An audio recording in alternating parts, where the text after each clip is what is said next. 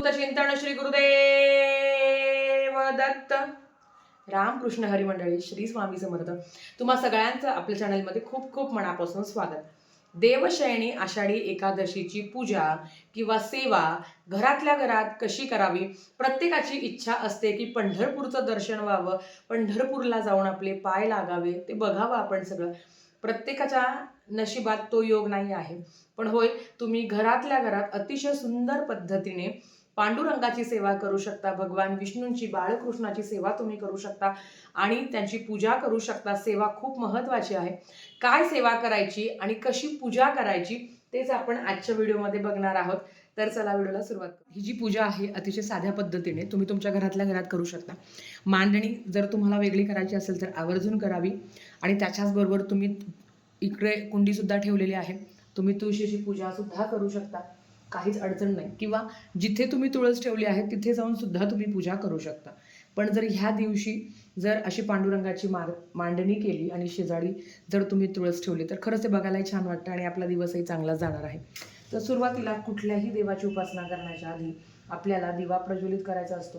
कारण आपल्याला माहिती आहे की अग्निदेवतेच्या साक्षीने आपण सेवा करत असतो. तर सुरुवातीला मी दीप प्रज्वलन करून घेतलं आहे. शुभम करोति कल्याणम आरोग्यम धनसंपदा शत्रबुद्धी विनाशाय दीपक ज्योती नमस्तुते, अशी प्रार्थना करायची आहे. आणि जो दिवा लावला आहे त्याला एक फूल अर्पण करायचं आहे. आता कुठल्याही देवाची उपासना करण्याच्या आधी मान असतो तो गणपती बाप्पाचा. आता ज्यांना मांडणी करायची आहे तर त्यांनी आवर्जून अशीच करावी, किंवा ज्यांना फक्त पूजा करायची आहे, सेवा करायची आहे, त्यांनी काय करावं तर आधी गणपती बाप्पांची, जेव्हा आपण देवपूजा करत असतो आधी गणपती बाप्पांच्याच मूर्तीवर अभिषेक करायचा आहे आणि नंतर आपल्याला बाकीच्या सेवा करायच्या आहे. गणपती बाप्पांच्या मूर्तीवर अभिषेक करताना ओम गण गणपतये नमः, ओम गण गणपतये नमः, ओम गण गणपती नमः, किंवा एक वेळा गणपती अथर्व शीर्षमचं तुम्ही पठण करू शकता. जे तुम्हाला करणं शक्य आहे, जे तुम्ही पठण करू शकता ते तुम्हाला करायचं आहे. ओम गम गणपतये नमः, ओम गम गणपतये नमः, ओम गम गणपतये नमः. या पद्धतीने गणपती बाप्पांच्या मूर्तीवर अभिषेक करायचा आहे आणि नंतर आपल्याला गणपती बाप्पांच्या मूर्तीची स्थापना करायची आहे. इथे आणि सगळ्यात आधी पांडुरंगाची मूर्ती असेल तर ती घ्यावी. त्याच्याबरोबर तुम्ही भगवान विष्णू आणि माता लक्ष्मीची शेष शयनावर, कारण तुम्हाला माहिती आहे ह्याच दिवसापासून भगवान श्रीहरी विष्णू हे निद्रा अवस्थेत जातात. तर हा फोटो आपण चातुर्मासामध्ये आपल्या देवघरात ठेवत असतो आणि आता तर लोक कंटिन्यू ठेवतात. चातुर्मासामध्ये हा ठेवायचा असतो आणि याची पूजा करायची असते. म्हणून हा फोटो असेल तर उत्तम, नसेल तर दुसरा कुठलाही फोटो असेल तरी चालेल. आता इथे गणपती बाप्पांच्या मूर्तीवर अभिषेक करून झाल्यावर गणपती बाप्पांना धूप दीप ओवाळायचा आहे, हळद कुंकू अक्षदा अर्पण करायची आहे आणि गणपती बाप्पांना लाल फूल अर्पण करायचं आहे. हे सगळं करत असताना ओम गण गणपतये नमः, ओम गण गणपतये नमः या मंत्राचा तुम्हाला मंत्र जप करायचा आहे. आता हे झाल्यावर आपल्याकडे जर विठ्ठलाची मूर्ती असेल तर विठ्ठलाच्या मूर्तीवर आपल्याला अभिषेक करायचा आहे. नाहीतर बाळकृष्णाची मूर्ती असेल तर बाळकृष्णाच्या मूर्तीवर आपल्याला अभिषेक करायचा आहे. जे तुमच्याकडे उपलब्ध आहे. विठ्ठलाच्या मूर्तीवर पण अभिषेक करू शकता, बाळकृष्णाच्या पण मूर्तीवर तुम्ही अभिषेक करू शकता. अभिषेक करत असताना सेवा सारखीच करायची आहे. जी आपण बाळकृष्णाच्या मूर्तीवर अभिषेक करताना जी सेवा करणार आहोत तीच आपल्याला विठ्ठलाच्या मूर्तीवर अभिषेक करताना करायची आहे. आता इथे मी बाळकृष्णाची मूर्ती ताम्हनात घेतलेली आहे. नंतर आपल्याला बाळकृष्णाच्या मूर्तीवर अभिषेक करायचा आहे आणि आपल्याला 16 वेळा पुरुष सूक्तमचं पठण करायचं आहे. आता ज्यांची संतान प्राप्तीची सेवा आहे ना तर त्यांचं याच्यातच सेवा होऊन जाईल. पण ज्यांचं सगळं चांगलं आहे ना त्यांनी 16 वेळा नक्कीच पुरुष सूक्तमचं पठण करावा आणि 1 वेळा श्री सूक्तम. आता जर तुम्ही पांडुरंगाच्या मूर्तीवर अभिषेक करणार असेल तर सेम सेवा तुम्हाला करायची आहे की 16 वेळा तुम्हाला पुरुष सूक्तमचं पठण करायचं आहे आणि 1 वेळा तुम्हाला श्री सूक्तमचं पठण करायचं आहे. या पद्धतीने आपल्याला माहिती आहे की जेव्हा आषाढी एकादशी येते ह्याच दिवसापासून चातुर्मास खऱ्या अर्थाने सुरू होतो. आणि सगळ्यात महत्त्वाचं की भगवान श्रीहरी विष्णू हे शेष शयनेसाठी जातात. कर्मयोग्यांना मार्गदर्शन करण्यासाठी भगवान श्रीहरी विष्णू हे झोपी जातात. त्यालाच आपण चातुर्मास असं सुद्धा म्हणतो. खरं तर सामान्य प्रसंगातही जर भगवान श्रीहरी विष्णू हे झोपेत गेले तर सृष्टीचा व्यवहार कोण चालणार.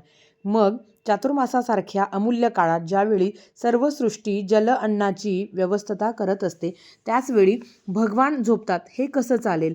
प्रभू हे 4 महिने झोपी जातात, त्यालाच आपल्या देशात चातुर्मास असं म्हणतात. सामान्य प्रसंगातही जर भगवान झोपी गेले तर सृष्टीचा कारभार कोण चालवणार? मग चातुर्मासासारख्या अमूल्य काळात जेव्हा सर्व सृष्टी जल अन्नाची व्यवस्था करत असते त्याचवेळी भगवान झोपतात, हे कसं चालेल?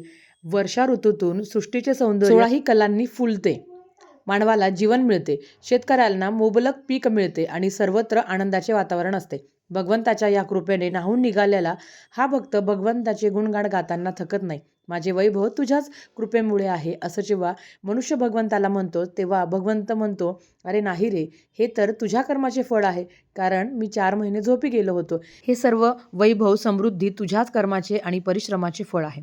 काम करत असताना सतत जागृत राहणे, फळ देते वेळी झोपी गेल्याचा बहाणा करणे, यापेक्षा हृदयाची महान विशालता कोणीही असू शकत नाही, जेवढा आपला परमेश्वर आहे.